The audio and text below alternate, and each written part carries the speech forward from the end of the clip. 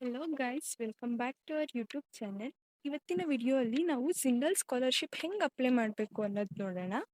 ನಮಗೆಲ್ಲ ಗೊತ್ತೇ ಇದೆ, ನಾವು ಚಿಕ್ಕ ಪುಟ್ಟ ಖರ್ಚಿಗೂ ಅಪ್ಪ ಅಮ್ಮ ಹತ್ರನೇ ದುಡ್ಡು ಕೇಳಿ ಇಸ್ಕೊಳ್ಳೋದಕ್ಕೆ ಆಗೋದಿಲ್ಲ. ಹಾಗಾಗಿ ಸಿಂಗಲ್ ಸ್ಕಾಲರ್ಶಿಪ್ ಹೆಲ್ಪ್ ಆಗ್ಬೋದು ಅನ್ನೋ ಒಂದು ಉದ್ದೇಶದಿಂದ ಈ ವಿಡಿಯೋ ಮಾಡ್ತಿದ್ದೀವಿ. ಹಾಗಾದ್ರೆ ಹೆಂಗೆ ಅಪ್ಲೈ ಮಾಡಬೇಕು ಅಂತ ನೋಡೋಣ. ಮೊದಲು ಗೂಗಲ್ಗೆ ಹೋಗಿ ಸೀತಾರಾಮ್ ಸಿಂಗಲ್ ಸ್ಕಾಲರ್ಶಿಪ್ ಅಂತ ಸರ್ಚ್ ಮಾಡಿ. ಸೊ ಈ ರೀತಿ ಒಂದು ಪೇಜ್ ಬರುತ್ತೆ. ನೀವು ಇದ್ರ ಮೇಲೆ ಕ್ಲಿಕ್ ಮಾಡಿದಾಗ ಅವ್ರ ಜಿಂದಾಲ್ ಅವರ ಮೈನ್ ಪೇಜ್ ಓಪನ್ ಆಗುತ್ತೆ. ನೀವೆಲ್ಲ ಇಲ್ಲಿ ನೋಡ್ಲೇಬಹುದು, ಇಲ್ಲಿ ಅಪ್ಲೈ ನೌ ಅಂತ ಇದೆ. ಸೊ ನೀವು ಅಪ್ಲೈ ನೌ ಮೇಲೆ ಕ್ಲಿಕ್ ಮಾಡಿದಾಗ ಇಲ್ಲಿ ಲಾಗಿನ್ ಅಥವಾ ರಿಜಿಸ್ಟರ್ ಅಂತ ಬರುತ್ತೆ. ನಿಮ್ದು ಆಲ್ರೆಡಿ ಒಂದು ಅಕೌಂಟ್ ಇತ್ತಂದ್ರೆ ಇಲ್ಲಿ ಲಾಗಿನ್ ಆಗ್ಬೋದು. ನಿಮ್ದು ಅಕೌಂಟ್ ಇಲ್ಲ ಅಂದ್ರೆ ನಿಮ್ಮ ಮೇಲ್ ಐ ಡಿ ಯೂಸ್ ಮಾಡ್ಕೊಂಡು ಒಂದು ಪಾಸ್ವರ್ಡ್ ಕ್ರಿಯೇಟ್ ಮಾಡ್ಕೊಂಡು ನೀವು ರಿಜಿಸ್ಟರ್ ಮಾಡ್ಕೋಬಹುದು. ನಂದು ಆಲ್ರೆಡಿ ಅಕೌಂಟ್ ಇರೋದ್ರಿಂದ ನಾನು ಲಾಗಿನ್ ಅಂತ ಕ್ಲಿಕ್ ಮಾಡ್ತೀನಿ. ಈ ರೀತಿ ಲಾಗಿನ್ ಮೇಲೆ ಕ್ಲಿಕ್ ಮಾಡಿದಾಗ ಈಗ ನಾನು ಲಾಗಿನ್ ಆಗಿದ್ದೀನಿ. ಸೊ ನೀವು ಲಾಗಿನ್ ಆದಾಗ ಈ ರೀತಿ ಒಂದು ಪೇಜ್ ಬರುತ್ತೆ. ಈ ರೀತಿ ಬಂದಾಗ ನೀವು ಇಲ್ಲಿರೋ ನಿಮಗೆ ಕಾಣಿಸ್ತಿರೋ ಈ 3 ಲೈನ್ಸ್ ಮೇಲೆ ಕ್ಲಿಕ್ ಮಾಡ್ಬೋದು.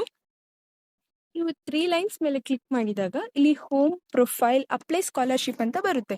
ಸೊ ನೀವು ಅಪ್ಲೈ ಸ್ಕಾಲರ್ಶಿಪ್ ಮೇಲೆ ಕ್ಲಿಕ್ ಮಾಡಬೇಕಾಗುತ್ತೆ. ಸೊ ನೀವು ಅಪ್ಲೈ ಸ್ಕಾಲರ್ಶಿಪ್ ಮೇಲೆ ಕ್ಲಿಕ್ ಮಾಡಿದಾಗ ನಿಮಗೆ ಒಂದು ಸ್ವಲ್ಪ ಎಲಿಜಿಬಿಲಿಟಿ ಕ್ರೈಟೀರಿಯಾ ಅಂತ ಬರುತ್ತೆ. ನೀವು ಎಲಿಜಿಬಿಲಿಟಿ ಕ್ರೈಟೀರಿಯಾ ಇಲ್ಲ ಅಂದರೆ ನೀವು ಇದನ್ನು ಅಪ್ಲೈ ಮಾಡೋದಕ್ಕೆ ಆಗೋದಿಲ್ಲ. ನಿಮ್ಮ ಹತ್ರ ಎಲ್ಲ ಡಾಕ್ಯುಮೆಂಟ್ಸ್ ಇದ್ರೇ ಇದನ್ನು ಅಪ್ಲೈ ಮಾಡಿ ಅಂತ ಅವರು ಮೊದಲಿಗೆ ತಿಳಿಸಿ ಕೊಟ್ಟಿದ್ದಾರೆ. ಸೊ ಎಲಿಜಿಬಿಲಿಟಿ ಕ್ರೈಟೀರಿಯಾ ಏನು ಅಂದರೆ ನೀವು 10th ಇಲ್ಲ PU, ITI, ಡಿಪ್ಲೊಮೊ, UG ಇಲ್ಲ PG ಸ್ಟೂಡೆಂಟ್ ಆಗಿರ್ಬೋದು. ಸೊ ಏಜ್ ಲಿಮಿಟ್ ಬಂದು 30 ಇಯರ್ಸ್ ಇರುತ್ತೆ. 30 ಇಯರ್ಸ್ಗಿಂತ ಹೆಚ್ಚಿಗೆ ಇರೋರು ಈ ಸ್ಕಾಲರ್ಶಿಪ್ನ ಅಪ್ಲೈ ಮಾಡೋದಕ್ಕೆ ಆಗೋದಿಲ್ಲ. ನಿಮ್ಮ ಅಪ್ಪ ಇಲ್ಲ ಅಮ್ಮ ಯಾರಾದರೂ ಒಂದು ಎಂಪ್ಲಾಯಿ ಆಗಿದ್ದರೆ ಅವರ ಇನ್ಕಮ್ 4 LPA ಇರಬೇಕಾಗುತ್ತೆ. ಇಲ್ಲ ಅಪ್ಪ ಅಮ್ಮ ಏನು ಕೆಲಸಕ್ಕೆ ಹೋಗ್ತಿಲ್ಲ, ಅಪ್ಪ ಅಮ್ಮ ಫಾರ್ಮರ್ ಇಲ್ಲ ಮನೆಯಲ್ಲಿ ಕೆಲಸ ಮಾಡ್ತಿರೋದಾದರೆ ನಿಮ್ಮದು ಇನ್ಕಮ್ಸ್ ಬಂದು 2.5 LPA ಇರಬೇಕಾಗುತ್ತೆ. ಸೊ ಅಪ್ಲಿಕೇಶನ್ನ ನೀವು ಒಂದ್ಸರಿ ಅಷ್ಟೇ ಸಬ್ಮಿಟ್ ಮಾಡಬೇಕಾಗುತ್ತೆ. ಈಗ ಗೌರ್ಮೆಂಟ್ ಕಾಲೇಜ್, ಪ್ರೈವೇಟ್ ಕಾಲೇಜ್, ಯಾವ ಕಾಲೇಜ್ ಆದ್ರೂ ನಿಮಗೆ ಈ ಸ್ಕಾಲರ್ಶಿಪ್ ಅನ್ನೋದು ಬರುತ್ತೆ. ಸೊ ಜನರಲ್ ಟರ್ಮ್ಸ್ ಅಂತ ಕೊಟ್ಟಿದ್ದಾರೆ. ಈ ಜನರಲ್ ಟರ್ಮ್ಸ್ ಏನಂದರೆ, ನೀವು ಒಂದ್ಸರಿ ಏನಾದರೂ ಸೀತಾರಾಮ್ ಸಿಂಗಲ್ ಸ್ಕಾಲರ್ಶಿಪ್ನ ಅಪ್ಲೈ ಮಾಡಿದಾದರೆ ನಿಮ್ದು ಏನಾದರೂ ಈಗ ಇನ್ಕಮ್ ಸರ್ಟಿಫಿಕೇಟ್ ತಪ್ಪು ಹಾಕಿದ್ದೀನಿ, ಇಲ್ಲ ಆಧಾರ್ ನಂಬರ್ ತಪ್ಪು ಹಾಕಿದ್ದೀನಿ, ಈ ರೀತಿ ಏನಾದರೂ ಇದ್ದರೆ ಇನ್ನೊಮ್ಮೆ ನೀವು ಸ್ಕಾಲರ್ಶಿಪ್ನ ಸಬ್ಮಿಟ್ ಮಾಡಬಾರ್ದು. ನೀವು ಅವ್ರನ್ನ ಕಾಂಟ್ಯಾಕ್ಟ್ ಮಾಡಬೇಕಾಗುತ್ತೆ.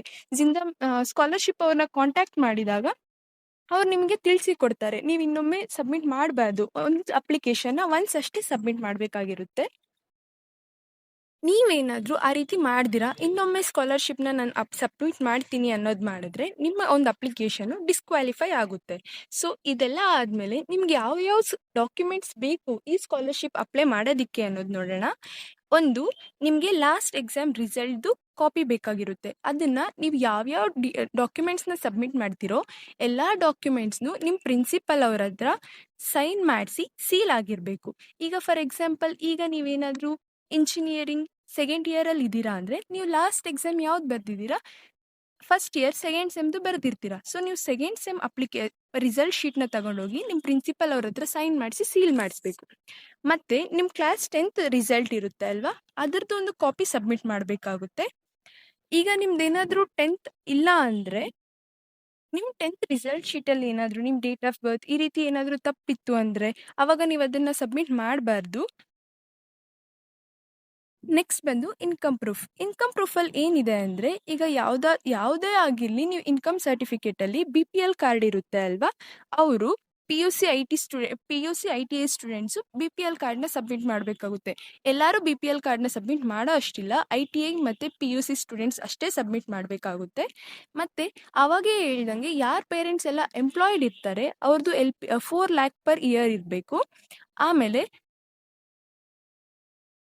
ಉಳಿದವ್ರದ್ದೆಲ್ಲ 2.5 LPA ಇರಬೇಕು. ನಿಮ್ಮ ಇನ್ಕಮ್ ಸರ್ಟಿಫಿಕೇಟ್ ಏನಾದರೂ ನೀವಿನ್ನೂ ರಿನ್ಯೂ ಮಾಡಿಸಿಲ್ಲ, ಅದೇನಾದರೂ ವ್ಯಾಲಿಡಿಟಿ ಮುಗ್ದೋಗಿದೆ ಅಂದರೆ ಆ ಒಂದು ಇದನ್ನು ತಗೊಳೋದಿಲ್ಲ ಯಾರೇ ಆದ್ರೂ. ಈಗ ಆರ್ಫನ್ ಸ್ಟೂಡೆಂಟ್ಸ್ ಅಂದರೆ ಅನಾಥ ಮಕ್ಕಳು ಯಾರು ಇರ್ತಾರೆ ಅಲ್ವಾ, ಅವ್ರ ಇನ್ಕಮ್ ಸರ್ಟಿಫಿಕೇಟ್ನ ಸಬ್ಮಿಟ್ ಮಾಡಬೇಕಾಗಿಲ್ಲ. ಅವ್ರ ಅಪ್ಪ ಅಮ್ಮದು ಡೆತ್ ಸರ್ಟಿಫಿಕೇಟ್ನ ಸಬ್ಮಿಟ್ ಮಾಡಬೇಕಾಗುತ್ತೆ. ಅದೇ ರೀತಿನೇ ಈಗ ವಿಡೋ ಮತ್ತು ಎಕ್ಸ್ ಸರ್ವಿಸ್ ಮ್ಯಾನ್ ಯಾರಿರ್ತಾರೆ ಅವ್ರವ್ರ ರಿಲೇಟೆಡ್ ಡಾಕ್ಯುಮೆಂಟ್ಸ್ನ ಸಬ್ಮಿಟ್ ಮಾಡಬೇಕಾಗುತ್ತೆ. ಅದು ಬಿಟ್ಟರೆ ಇಲ್ಲಿ ಅಡಿಷ್ನಲ್ ಸರ್ಟಿಫಿಕೇಟ್ಸ್ ಅಂತ ಅವ್ರು ಏನು ಕೇಳಿದ್ದಾರೆ ಅದೆಲ್ಲನೂ ನಿಮಗೆ ಒಂದು ಅಪ್ಲಿಕೇಶನ್ ಸಬ್ಮಿಟ್ ಮಾಡ್ತೀರಾ ಅಲ್ವಾ, ಆ ಅಪ್ಲಿಕೇಶನಲ್ಲೇ ಬರುತ್ತೆ. ಸೊ ಅದನ್ನು ನೀವು ಸಬ್ಮಿಟ್ ಮಾಡಬೇಕು. ಮತ್ತೆ ನೀವೇನಾದ್ರೂ ಫಿಸಿಕಲಿ ಚಾಲೆಂಜ್ಡ್ ಪರ್ಸನ್ ಆಗಿದ್ರೆ ನಿಮ್ಗೆ ಅದಕ್ಕೂನು ಒಂದು ಸರ್ಟಿಫಿಕೇಟ್ ಗೌರ್ಮೆಂಟ್ ಕಡೆಯಿಂದ ಕೊಟ್ಟಿರ್ತಾರೆ. ನೀವು ಫಿಸಿಕಲಿ ಹ್ಯಾಂಡಿಕ್ಯಾಪ್ಟ್ ಅಂತ ನೀವೇನಾದ್ರೂ ಆ ರೀತಿ ಒಂದು ಆಗಿದ್ರೆ ನೀವು ಅದನ್ನ ಸಬ್ಮಿಟ್ ಮಾಡಬೇಕಾಗುತ್ತೆ. ಸೊ ಈ ಸ್ಕಾಲರ್‌ಶಿಪ್ ಬೆನಿಫಿಟ್ಸ್ ಬಂದು ಅದು ಫೈನಾನ್ಷಿಯಲ್ ಸಪೋರ್ಟ್‌ಗೋಸ್ಕರ ಕೊಡ್ತಾರೆ. ಸೊ ಇದೆಲ್ಲ ಓದಿದ್ದಾದ್ಮೇಲೆ ನೀವು ಒಮ್ಮೆ ಇದನ್ನೆಲ್ಲ ಓದಿ ಇಲ್ಲಿರೋ 3 ಬಾಕ್ಸಸ್ ಮೇಲೆ ನಾನು ಇದನ್ನ ಓದಿದ್ದೀನಿ, ನನಗಿದು ಅರ್ಥ ಆಗುತ್ತೆ ಅಂತ ಅದನ್ನ ಕ್ಲಿಕ್ ಮಾಡಬೇಕು. ಈ ರೀತಿ ನೀವು ಕ್ಲಿಕ್ ಮಾಡಿದಾಗ ಅಪ್ಲೈ ಸ್ಕಾಲರ್‌ಶಿಪ್ ಅಂತ ಬರುತ್ತೆ. ಸೊ ಅದ್ರ ಮೇಲೆ ಕ್ಲಿಕ್ ಮಾಡಿದ್ರೆ ನಿಮ್ಗೆ ಈ ರೀತಿ ಒಂದು ಬರುತ್ತೆ. ಈಗ ಇಲ್ಲಿ ಅಪ್ಲಿಕೇಶನ್ ಫಾರ್ಮ್ ಬರುತ್ತೆ. ನೋಡಿ ನೀವೀಗ ಆ ಸ್ಕಾಲರ್‌ಶಿಪ್ ಮೇಲೆ ಅಪ್ಲೈ ಅಂತ ಕ್ಲಿಕ್ ಮಾಡಿದಾಗ ಈ ರೀತಿ ಬರುತ್ತೆ. ಇಲ್ಲಿ ನಿಮ್ಮ ಆಧಾರ್ ನಂಬರ್ ಮತ್ತೆ ನಿಮ್ಮ ಹೆಸರು 10th ಮಾರ್ಕ್ಸ್ ಕಾರ್ಡಲ್ಲಿ ನಿಮ್ಮ ಹೆಸರು ಹೇಗಿರುತ್ತೋ ಆ ರೀತಿ ಆಗಬೇಕಾಗುತ್ತೆ. Gender, mail ID, date of birth ಇದೆಲ್ಲನೂ ಹಾಕಬೇಕಾಗುತ್ತೆ. ಪರ್ಮನೆಂಟ್ ಅಡ್ರೆಸ್ ಅಂದರೆ ನಿಮ್ಮ ಆಧಾರ್ ಕಾರ್ಡಲ್ಲಿ ಯಾವ ಅಡ್ರೆಸ್ ಇದೆ ಅದನ್ನು ಹಾಕಬೇಕು. ಪ್ರೆಸೆಂಟ್ ಅಡ್ರೆಸ್ ಅಂತ ಅಂದರೆ ನೀವೀಗ ಎಲ್ಲಿದ್ದೀರಾ ಆ ಅಡ್ರೆಸ್ ಹಾಕಬೇಕಾಗುತ್ತೆ. ಈ ರೀತಿ ಎಲ್ಲನೂ ಫಿಲ್ ಮಾಡ್ಕೊಂಡು ಹೋದ್ಮೇಲೆ ಸೇವ್ ಆ್ಯಂಡ್ ನೆಕ್ಸ್ಟ್ ಅಂತ ಬರುತ್ತೆ. ಸೊ ನೀವು ಇದನ್ನೆಲ್ಲ ಫಿಲ್ ಮಾಡಿ ಸೇವ್ ಆ್ಯಂಡ್ ನೆಕ್ಸ್ಟ್ ಮೇಲೆ ಕ್ಲಿಕ್ ಮಾಡಿ ಅಲ್ಲಿ ಏನೇನು ಡೀಟೇಲ್ಸ್ ಕೇಳ್ತಾರೋ ಅದನ್ನೆಲ್ಲನೂ ಅಪ್ಲೈ ಮಾಡಿ ಸಬ್ಮಿಟ್ ಮಾಡಬೇಕಾಗುತ್ತೆ. ಒಮ್ಮೆ ನೀವು ಇದನ್ನೆಲ್ಲ ಸಬ್ಮಿಟ್ ಮಾಡಿದ್ದಾದ್ಮೇಲೆ ಒಂದು 2 ಇಲ್ಲ 3 ಡೇಸ್ 3 ವರ್ಕಿಂಗ್ ಡೇಸಲ್ಲಿ ನಿಮಗೆ ಅಪ್ಲೋಡ್ ಮಾಡಿ ಡಾಕ್ಯುಮೆಂಟ್ಸ್ನ ಅಂತ ಅವರು ನಿಮಗೆ ಕಳಿಸ್ಕೊಡ್ತಾರೆ. ನೀವು ಅದನ್ನು ಲಾಗಿನ್ ಆದಾಗ ಅದನ್ನು ನೋಡ್ಬೋದು. ಆ ರೀತಿ ಅಪ್ಲೋಡ್ ಡಾಕ್ಯುಮೆಂಟ್ಸ್ ಮೇಲೆ ಆ ರೀತಿ ಕೊಟ್ಟಾಗ ಅವ್ರು ಯಾವ್ಯಾವ ಡಾಕ್ಯುಮೆಂಟ್ಸ್ ಕೇಳಿರ್ತಾರೋ ಅದನ್ನೆಲ್ಲ ನೀವು ಅಪ್ಲೈ ಮಾಡಬೇಕಾಗುತ್ತೆ. ಇಷ್ಟು ಡಾಕ್ಯುಮೆಂಟ್ಸ್ ಅಪ್ಲೈ ಮಾಡಿದ್ದಾದ್ಮೇಲೆ ನೀವು ಆ ಅಪ್ಲೈ ಮಾಡಿರೋ ಡಾಕ್ಯುಮೆಂಟ್ಸ್ನ ಮತ್ತೆ ನೀವೀಗ ಏನಾದರೆ ಅಪ್ಲಿಕೇಶನ್ನ ಸಬ್ಮಿಟ್ ಮಾಡಿದ್ದೀರಾ ಅಲ್ವಾ, ಇದೆಲ್ಲದನ್ನು ಪ್ರಿಂಟೌಟ್ ತಗೊಂಡು ನಿಮ್ಮ ಪ್ರಿನ್ಸಿಪಲ್ ಅವ್ರ ಹತ್ರ ಸೈನ್ ಮಾಡಿಸಿ ಸೀಲ್ ಮಾಡಿಸಿ ಜಿಂದಾಲ್ ಅವ್ರ ಅಡ್ರೆಸ್ ಕೊಟ್ಟಿರ್ತಾರೆ ಆ ಅಡ್ರೆಸ್ಸಿಗೆ ನೀವು ಅದನ್ನ ಪೋಸ್ಟ್ ಮಾಡಬೇಕಾಗುತ್ತೆ. ಪೋಸ್ಟ್ ಮಾಡಿದ್ದಾದ್ಮೇಲೆ ಅವರು ನಿಮಗೆ ಅದು ಏನಾದರೂ ಸ್ಕಾಲರ್‌ಶಿಪ್ ಬರೋದಾದರೆ ಮೇಲ್ ಮಾಡ್ತಾರೆ. ಏನಾದರೂ ತಪ್ಪಿತ್ತಂದ್ರೂ ಮೇಲ್ ಮಾಡ್ತಾರೆ. ಸ್ಕಾಲರ್‌ಶಿಪ್ ಬರಬೇಕು ಅಂದರೆ ಅವ್ರು ನಿಮಗೆ ಚೆಕ್ ಕೊಡ್ತಾರೆ. ಚೆಕ್‌ನ ನೀವು ಕಾಲೇಜ್ ಅವ್ರ ಹತ್ರ ಇಸ್ಕೋಬೋದು. ಕಾಲೇಜ್ ಅವ್ರ ಹತ್ರ ಚೆಕ್ ಇಸ್ಕೊಂಡು ಒಂದು ಕೆನರಾ ಬ್ಯಾಂಕ್ ಹೋಗಿ ನಿಮ್ಮ ಒಂದು ಆ ಮನಿನ ವಿತ್‌ಡ್ರಾ ಮಾಡ್ಕೋಬೋದು. ನಿಮಗೇನಾದರೂ ಈ ಸ್ಕಾಲರ್‌ಶಿಪ್‌ನ ಲೈವ್ ಡೆಮೋ ಬೇಕಿತ್ತು ಅಂದರೆ ನಮಗೆ ಕಾಮೆಂಟ್ ಬಾಕ್ಸಲ್ಲಿ ತಿಳಿಸಿ. ಸೊ ದಟ್ ನಾವು ನೆಕ್ಸ್ಟ್ ವಿಡಿಯೋ ಮಾಡ್ತೀವಿ. ನೀವು ಈ ವಿಡಿಯೋ ಇಷ್ಟೊತ್ತು ನೋಡಿದ್ದೀರಾ ಅಂದರೆ ನಿಮಗೆ ಈ ವಿಡಿಯೋ ಇಷ್ಟ ಆಗಿದೆ ಅಂತ ಭಾವಿಸ್ತಿದ್ದೀನಿ. ಸೊ ಲೈಕ್ ಮಾಡಿ, ಶೇರ್ ಮಾಡಿ, ಸಬ್ಸ್ಕ್ರೈಬ್ ಮಾಡಿ. ಮುಂದಿನ ವಿಡಿಯೋಲಿ ಸಿಗೋಣ. ಬಾಯ್.